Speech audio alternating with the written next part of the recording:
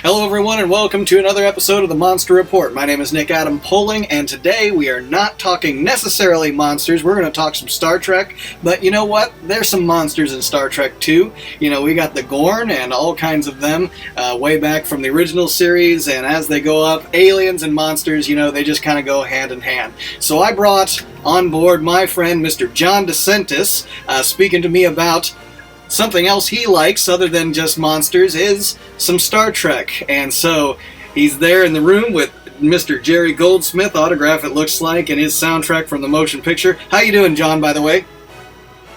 Doing good, Nick. Doing. Yep, it's good to have you on here. So, yeah, well, I was going to say the 50th anniversary just happened yesterday of Star Trek, and, you know, wow, it creeped up. Yeah. That's just awesome, isn't it? So tell me about kind of your, growing up and what kind of, what appealed to you about the genre and what caught your attention and made you a fan? Well, I think, like we talked about the other day on the phone, I actually grew up liking The Next Generation. And I'd seen The Next Generation before I'd seen the original series. Obviously, it was being produced as I was coming of age, so I watched it in first run. And then when Sci-Fi Channel came on the air, they started broadcasting the original series, and that's when I started watching those, or that series, mind you. It was quite a shock because obviously the sheer difference in like special effects and just general production design between Next Generation and the original series is quite vast. So, you know, when I first saw the original series, I was like, this is kind of like different than I'm used to. But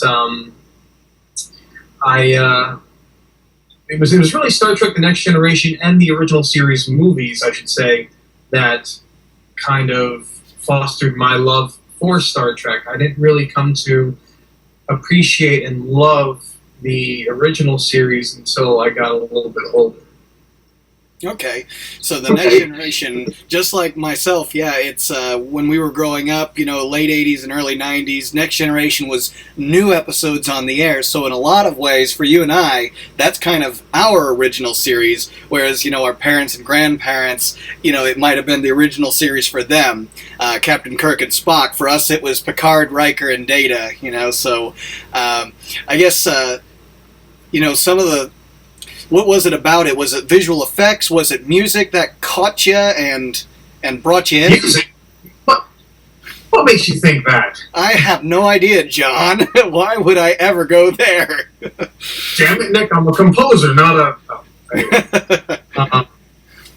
the beautiful thing about Star Trek, and this has been something that's been present since the original series, and it's pretty much been, I think, in every successful form of Star Trek, it's the complete package. It's visual effects. Well, first and foremost, it's story. It's ideas. Yeah.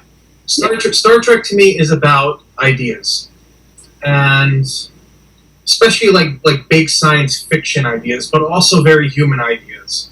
And that's kind of a testament to really how far ahead of its time that original series was. The term ahead of its time is very cliched. It's used a lot, but I don't think there's really been any one tangible entity that has been ahead of its time as much as Star Trek. I mean, Gene Roddenberry had that, like a vision of human, racial, just harmony, just, you know, and obviously the bigger threats came from other worlds, but he had this idealized vision of what he wanted the human race at least to be. And especially given the time that came out, you know, the mid-1960s, obviously we know what the social climate was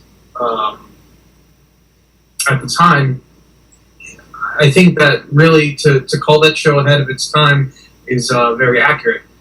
So, number one, it starts, for me, it always started with ideas, and then it just kind of, everything else branched out from there. You have the characters, Kirk, Spock, McCoy, Uhura, Chekhov, Scotty, and all the red shirts are dead, and obviously the production value on the original series was not very high, so they really had to try and come up with really good stories. And the music of Star Trek is probably second only to, for me, is my favorite music after the music of the Godzilla series, because much like the Godzilla series, it's just a tapestry of great themes, sometimes very different approaches. Like a lot of people, some people like Leonard Rosenman's score for Star Trek for The Voyage Home. Some people don't. But there's been many approaches, and that all plays into it. But for me, it always starts with Star Trek. Yeah, and like you were saying, the tapestry of, you have the different composers. Like Godzilla, you had a lot of people coming in, different composers with different ideas between Fukube, Sato, and their, and as it kept going into the future. And then with Star Trek, I mean, we had Jerry Goldsmith, great composer, James Horner, right? And gosh, I'm even blanking on some of the other ones that they brought in, later on down the road. But they've had. It was Jerry Goldsmith and James Horner, Star Trek's 1 through 3. Leonard Rosenman did 4. Star Trek 5 was Jerry Goldsmith again. Star Trek 6 was Cliff Adelman. Generations was Dennis McCarthy, who had worked on the show Next Generation. Yep. I personally think it would have been nice to have seen Ron Jones, who also worked on the show, be given a shot at that. But Dennis McCarthy is a very good composer. And then when they did First Contact, they kind of just did the smart thing and brought that guy back, and he finished out, because it's amazing to think about it. When I first saw Star Trek 5 before I saw the Star Trek the Motion Picture, and I remember at the end of it hearing, I'm like, why is the Next Generation theme playing for this?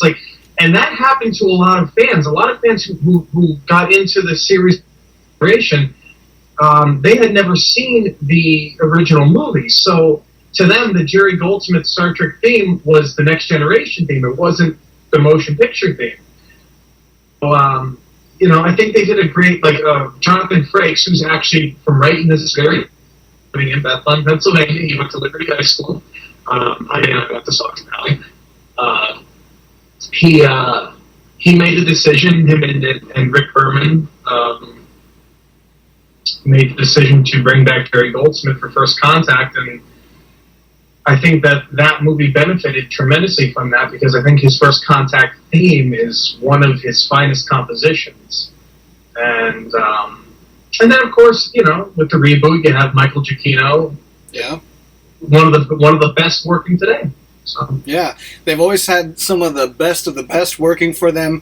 They've always had, with the theme of the show, being a utopian future, always thinking about other sci-fi, looking at a very dark, bleak future where things are going bad. Any of the problems we have are only getting worse in the future. Whereas Star Trek said, we think maybe the future could be beautiful. Roddenberry's vision of saying that the future could be where we actually are starting to get past some of the problems, and that's why in a lot of ways they were able to take on some of those social issues, especially in the original series, First Interracial Kiss, of course, on television. Yeah. Which is actually not true. Not true? That's actually a myth.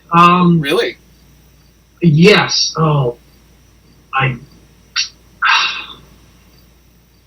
This is news to me. Wow. Yeah, I should have. You know what? It may have been on television, but it certainly wasn't the first interracial kiss in film and television. I do know that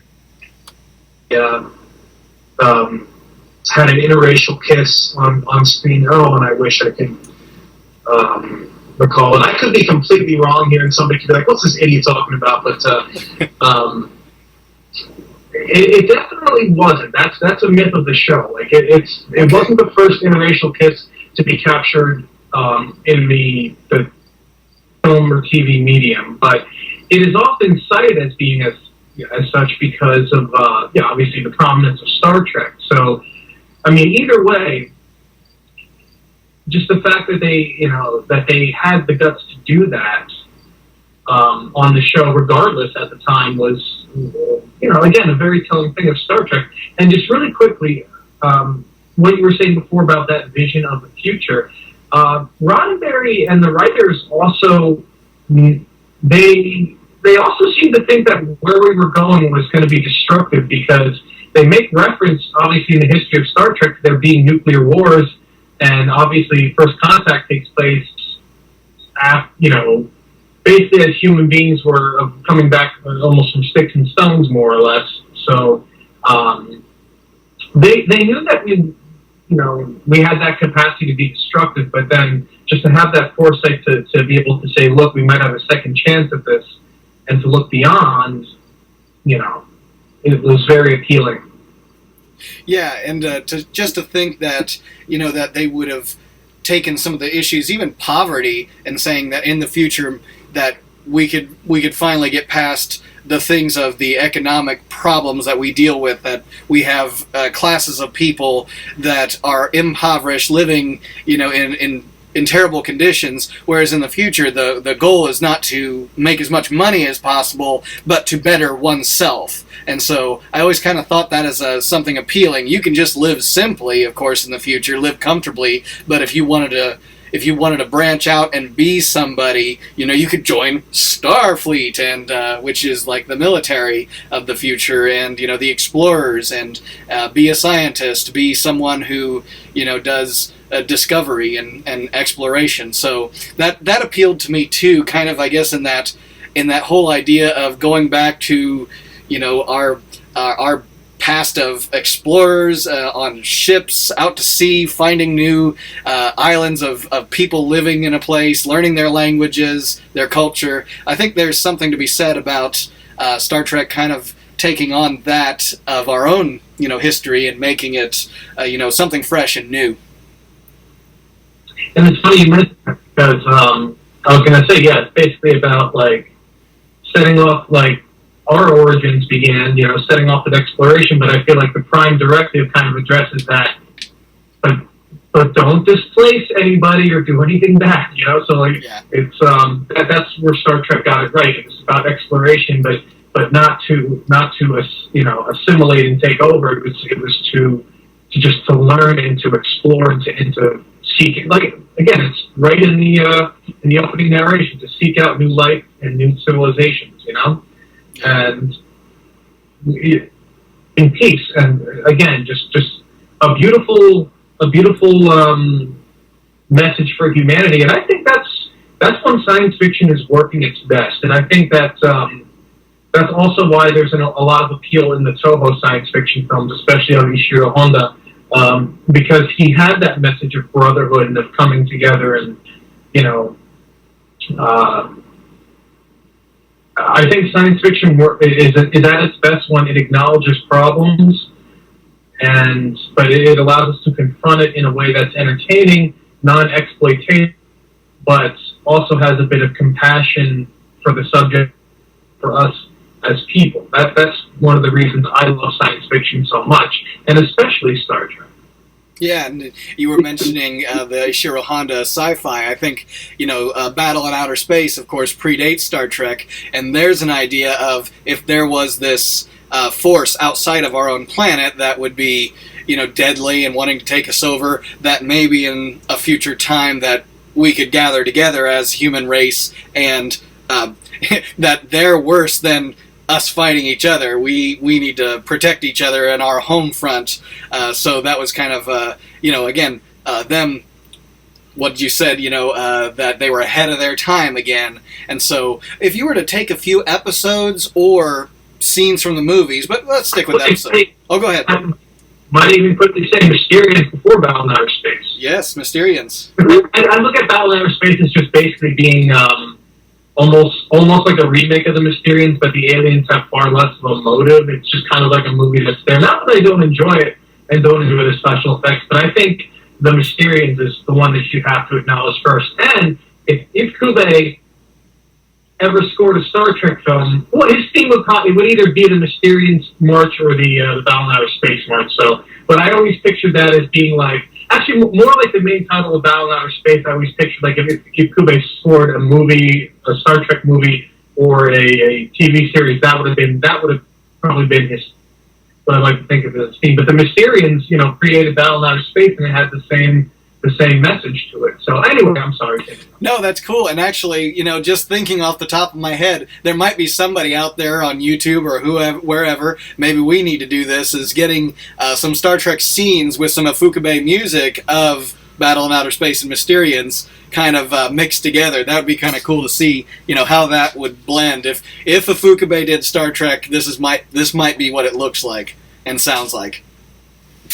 And, I have very strong opinions, obviously, of Mr. Ifukube's work because of the fact that I feel like he was so unique as an artist, and one of the reasons why he appeals to me so much is his music is so uniquely, it's Japanese, but as Eric Hominick once so eloquently put it, it's Japanese from the inside out, not the outside in. And he's a very pure artist, but I feel like with Star Trek, that would have been a great subject matter for him because of the fact that Star Trek is about unity as a human race, not between nationalistic lines. So, that's a great thing to ponder. Is what if Keith Kube would have worked on Star Trek, I'm sure it would have been wonderful. In an alternate reality if that had ever happened. Yeah, we need to make that alternate reality happen. But, if I were to think about some episodes that stick out in my mind, and I'm going to ask you the same thing, that really, that are really poignant, if you were to tell someone who hasn't seen any of the series, anything from, original series on, some of them that stick out to me, especially for me, anything with the Borg. I thought that concept was so cool. I loved any time that you had Worf, especially. I loved the Klingon angle that they were taking with Next Generation, especially because, the original series is cool with the Klingons, but it really comes down to it is they're the enemies and we're the good guys and guns a-blazing. And where the Next Generation, started getting into the fact that, they're supposed to be our allies, but there's still a lot of cultural differences. And so I always thought those episodes kind of really stuck out to me. I love Deep Space Nine with the Dominion idea there. That's crazy, unstoppable force, almost as bad as the Borg, but in a different way. Voyager, I did appreciate because of its, Lost in Space, Gilligan's Island in space kind of idea, but I always kind of thought, man, I'm going to see a lot of them trying to get home and getting there, almost by a thread, and then it fails until the last episode. I kind of thought that might happen. But if you were to take a few episodes that you're thinking off the top of your head that really stick out to you. Okay, if we're going to go back to the original series, I mean, you can do the obvious ones like City on the Edge of Forever, Yes. Naked Time. They're pretty much anything. I would, with a few exceptions, but almost anything from seasons 1 and 2 of the original series, I would say, is if you have that open mind and you can get past the fact that the special effects were kind of that it was a low budget show. If you can kind of get past that, and it's much the same as watching movies in the Godzilla series. If you can get your mind past that and see really what's being offered, there's very few episodes that I couldn't recommend of the first 2 seasons of the original series. I happen to love the episode Balance of Terror, the first appearance of the Romulans, obviously, and Mark Leonard, who later played Spock's dad, who looked exactly the same, played the Romulan commander. Yep. but that was a great episode, and that just the way that they handled like the Cold War paranoia, like of them looking at suspiciously, or the what's his name, the helmsman who was looking suspiciously at Spock. That Kirk was like, "Listen, Mister, you leave your bigotry off. It's like, yeah, I can't. What's the character's name? That's gonna bother me." He was. Spock ends up saving him at the end of the episode. Oh, okay. But that balance of terror is really great, and that's an episode I love. I actually love also the Corbomite maneuver. Yeah. That's got a great little ending to it, and it's kind of a sweet episode too. For a non-fan, I would say watch City on the Edge of Forever. That's if I was going to pick one episode from the original series, watch City on the Edge of Forever, because that to me, and that one episode, there's the emotion and the sci-fi aspect, and they're in like perfect harmony with each other. And then when Kirk and Spock, when they hop out at the end, and then Scotty's like, you're only gone for a minute or whatever, however long it was, and Kirk's just like, let's get the hell out of here. Like it's just like just just the big idea there that to them that was just a few moments, but Kirk just fell in love, realized the implications of falling in love with Edith Keeler, and then had to let her die in order for things to remain what they were. I mean, like, that's just, that's a heavy episode. So that would be that. Next Generation, Best of Both Worlds, yeah. Obviously, is one that comes to mind. The reunification episode. Yep. Especially if you're going to bridge the gap between the original series and Next Generation. Again, Next Generation, pretty much from the bearded era of Riker. Just the first season's a little tough, but after that, it really found its ground, and it's got some clunkers, but I mean, overall, it was a pretty solid series. And then, of course, when Picard gets assimilated to the Borg is, because obviously you would need that to watch First Contact. Well, I mean, I guess you kind of need to watch that to watch First Contact, but as far as the series that came out, Deep Space Nine, Trials and Tribulations, I love just because of how seamlessly they put it. And they even addressed the fact that Worf had the ridges on his head and the original Klingon didn't. So just the way that they were able to seamlessly take to integrate the new characters into the old footage was just mind-bogglingly ingenious. And I think it's Enterprise. There's the episode Horizon is I believe that's Enterprise, right? Or is that Voyager? I think that's Enterprise, right? I'm trying to remember. Kind of remind me of what happened in the show. Captain Archer was Enterprise. That's Enterprise. Yeah, it was the episode Horizon. I particularly love the music in that episode, and it's great because two very good compositions from that were played at this concert that I was lucky enough to attend back in February with Bob Eggleton, Marianne, my friend Kevin, and obviously Chris Olio. We all went to see the Star Trek, the Ultimate Voyage concert, and that was just spectacular. So, those are all episodes. If I was going to say, hey, watch this, that's what it would be. Yeah. Sorry to be long-winded as usual. No, that's all good. And here's probably where, we talked on the phone about the fact that, not everyone likes the exact same thing, and Star Trek is so vast, of course, between its original series, newer episodes, everything in between, the films, the music, the everything, that there might be disagreements within fans. And what I think people need to understand is that in the end, if we disagree, we could still be friends. That if I say, for instance, personally to me, I did not enjoy the series Enterprise.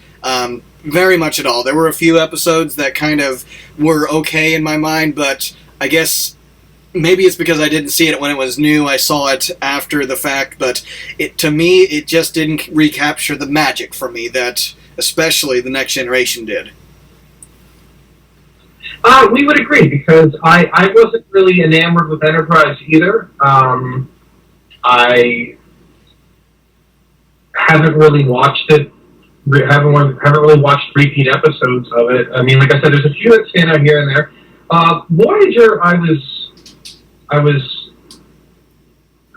reasonably into Voyager again. It didn't like Deep Space Nine. I love, because Deep Space Nine was a spin-off of Next Generation, and that was a big deal when that came on. So I watched Deep Space Nine, and obviously Worf being a main character on DS9 was, you know.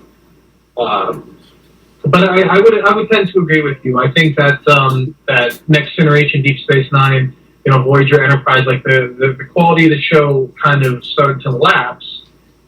You know, that being said, I still think it was better than a lot of what was on TV at the time. So, Yeah. You know.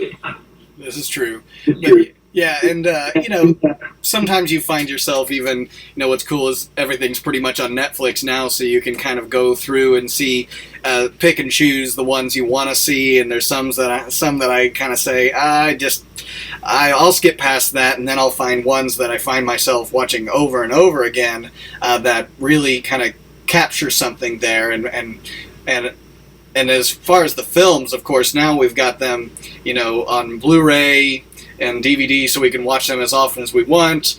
Some of the films that particularly stand out to you, I imagine probably the one you find yourself watching the most would be... Right, there it is, yep. It's weird, because that's one, the fans either love it or hate it. Yeah.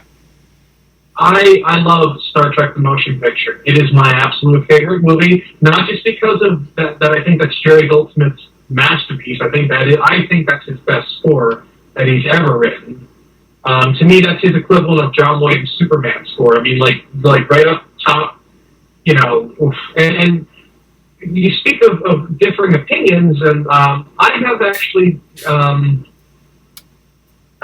maybe only like once or twice I've been kind of like,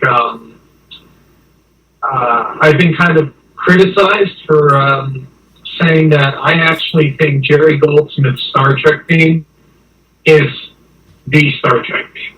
No disrespect to Alexander Courage, and I absolutely love the music of the original series. I love my box set over there. Yep, well, we get it.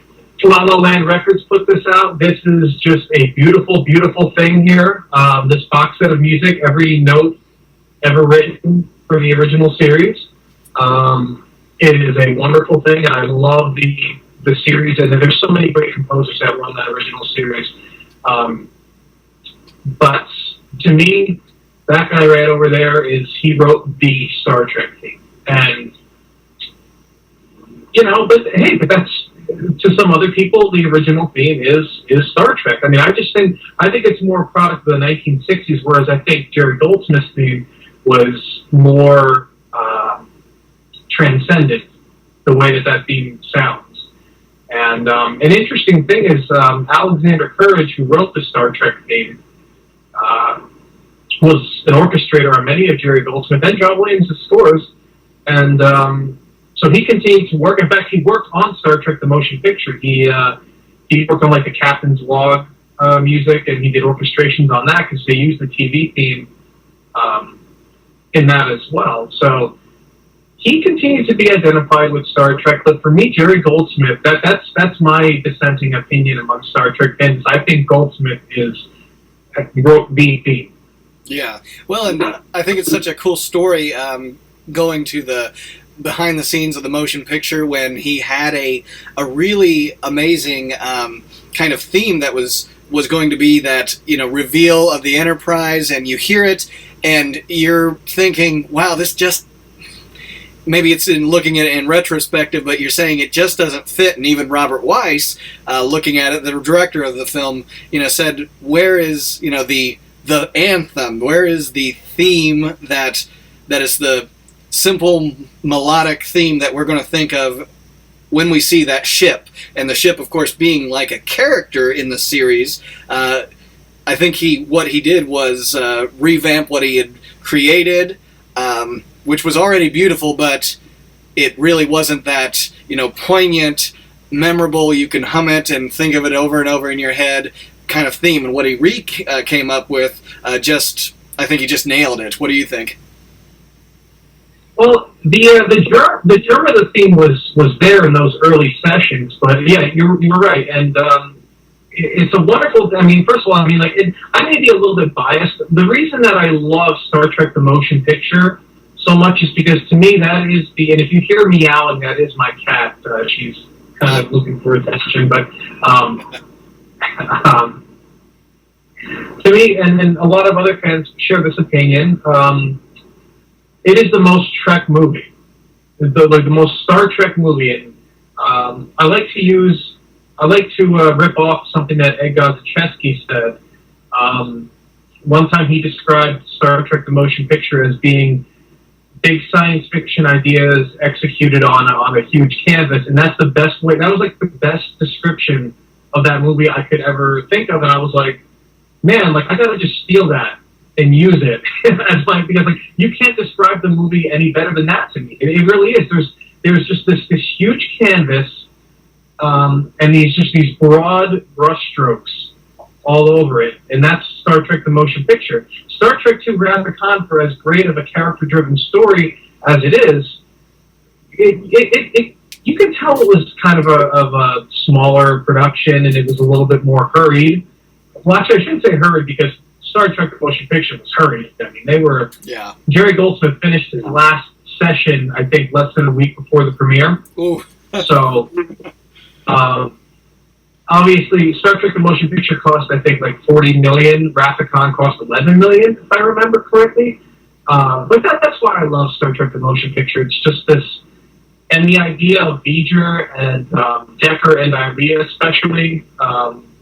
And they're one in the way, even Spock when he's laying in sick bay and he's talking to Kirk after he tries to meld with V'ger, and the speech he gives about anything, a person, a being looks for a higher power, and I think it was the best way for the series to address the concept of God without going one way or another with it.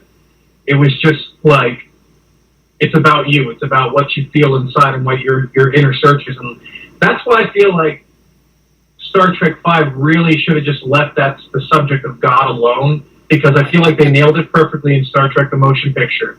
And I just love that movie so much. And a lot of it is because it's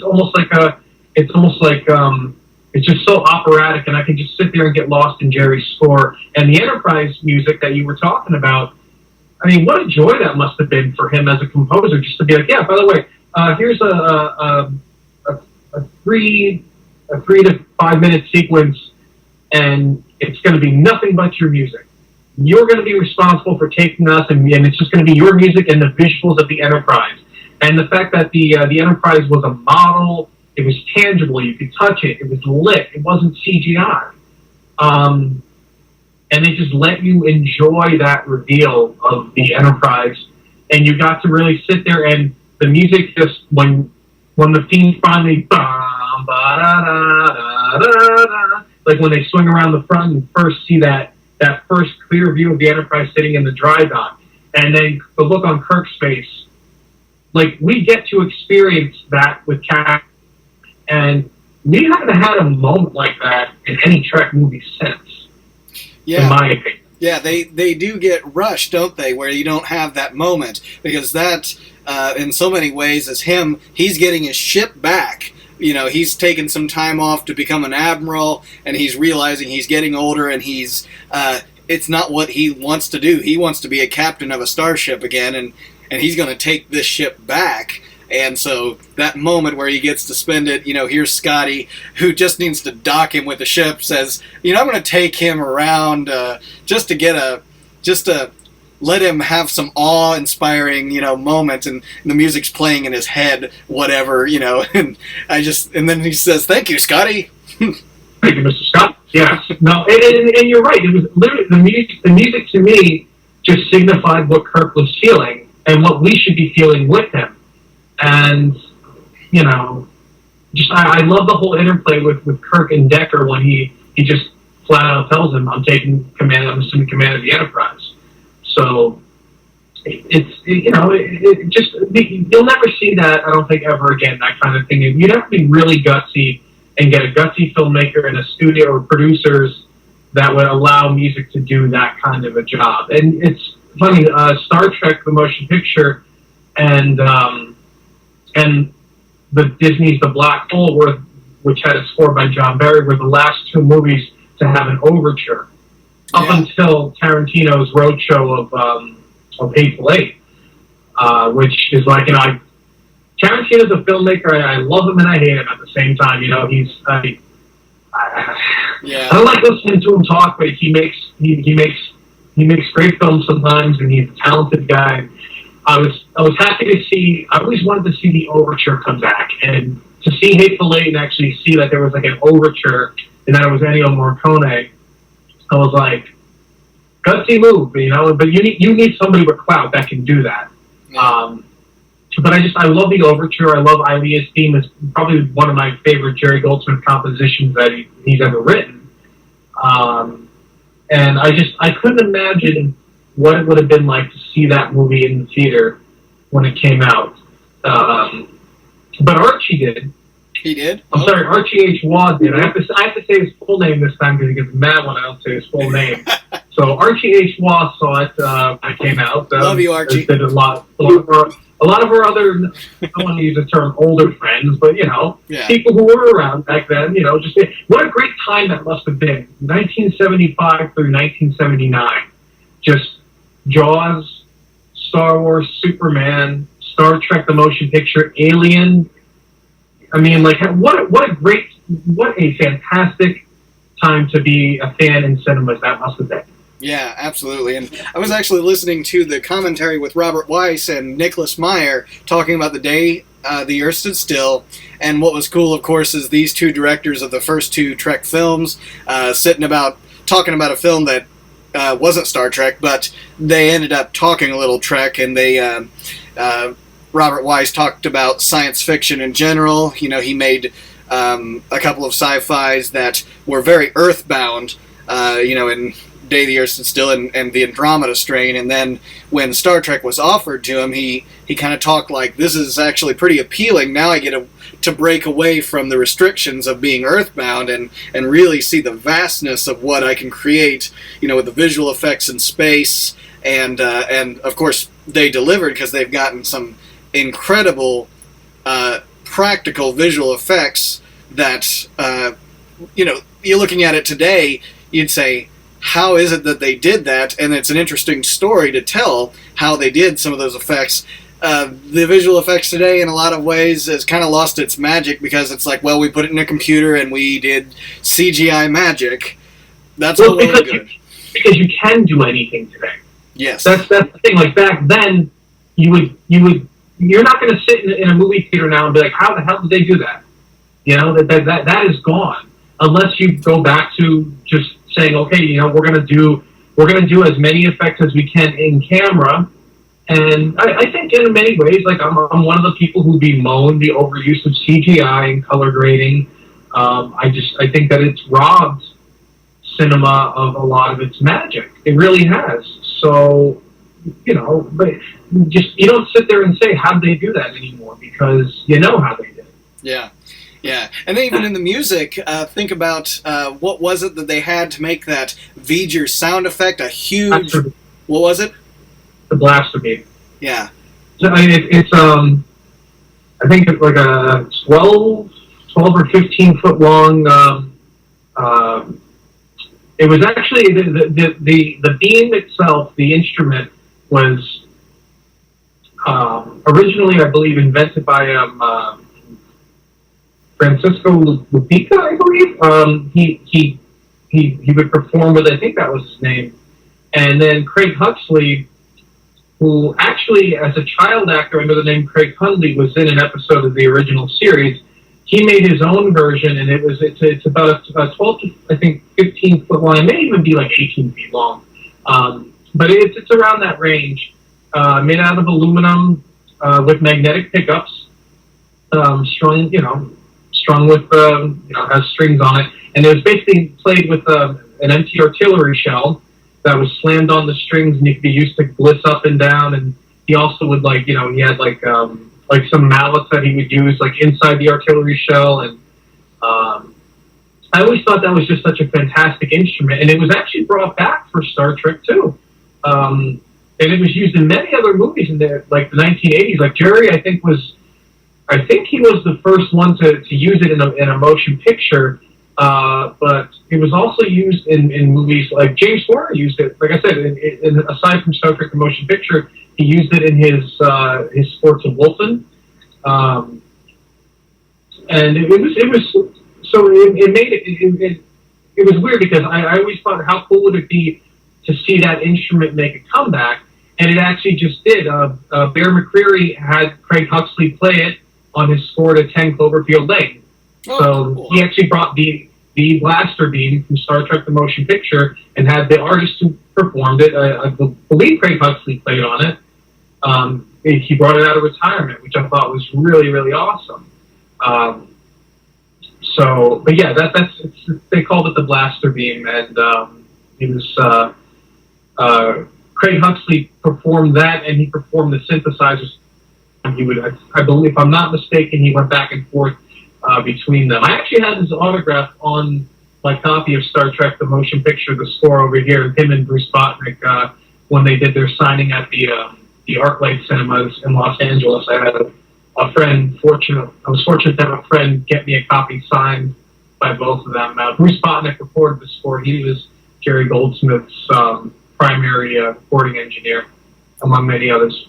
Okay, and now you mentioned the autographs you have. Of course, you got Goldsmith and the ones you just mentioned. Did you ever have the chance to meet any of the cast or crew or writers, anything like that? Get autographs, go to cons? I never actually got to go to a Star Trek convention, which kind of has always been a big regret of mine. I've met Chekhov. I've met Walter Koenig.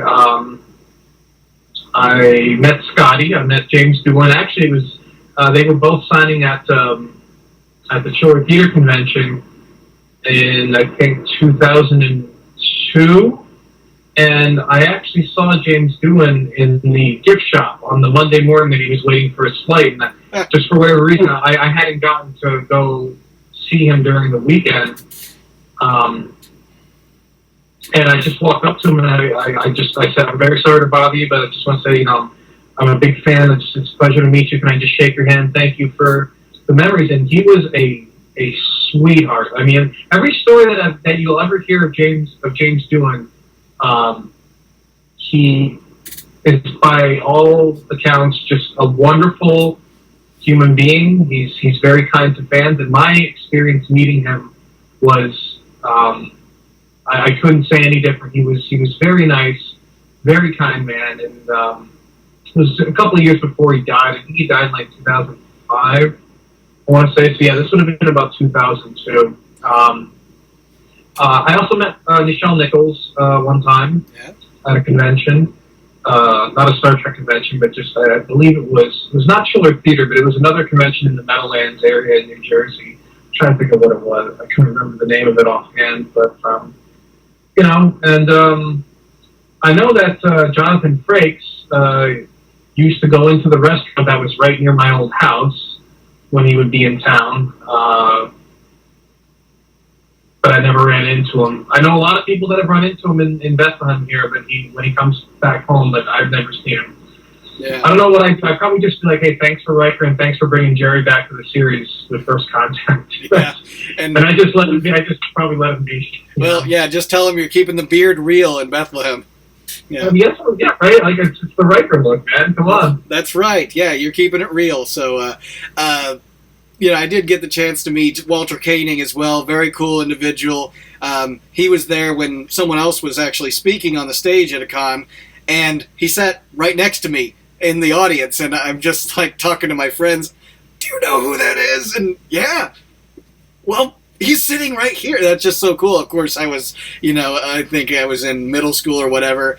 Earlier, I'd gotten the chance to meet Terry Farrell and Jennifer Lean, and she was, the first one was Dax in DS9, and Jennifer Lean played Kess in Voyager. Two characters that, of course, they ended up removing from the show. One was killed off, and the other just, left the show.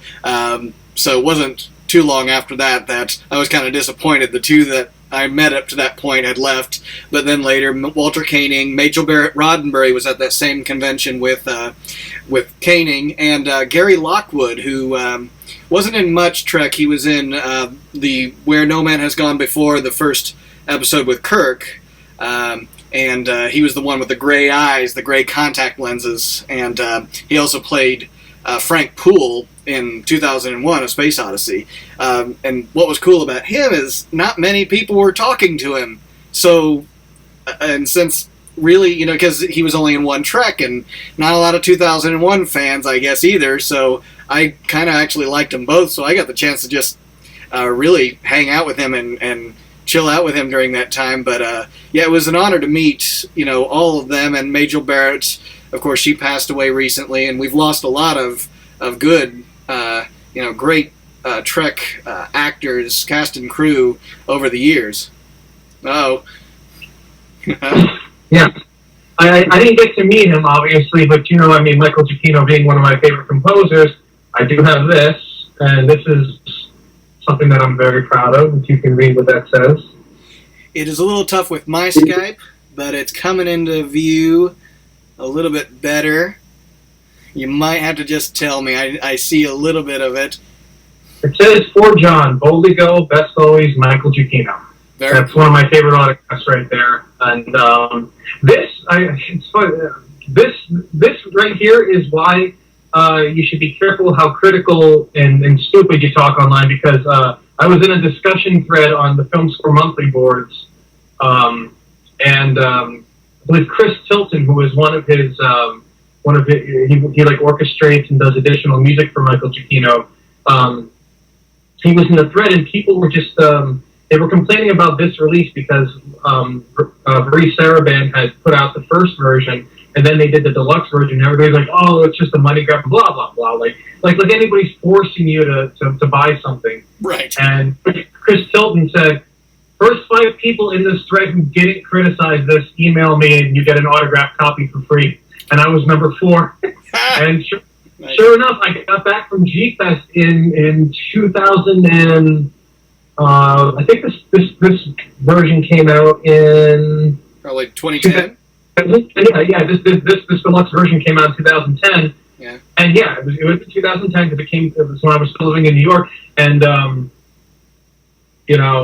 was like, "Oh, package from Giacchino. Why did I just rip it open?" And I saw that autograph, and it just melted my heart. I was just like, you see, folks, sometimes it pays to be constructive in your criticism, and I'm by no means innocent with that. I mean, don't get me started on movies like Godzilla Final Wars, but sometimes it pays to just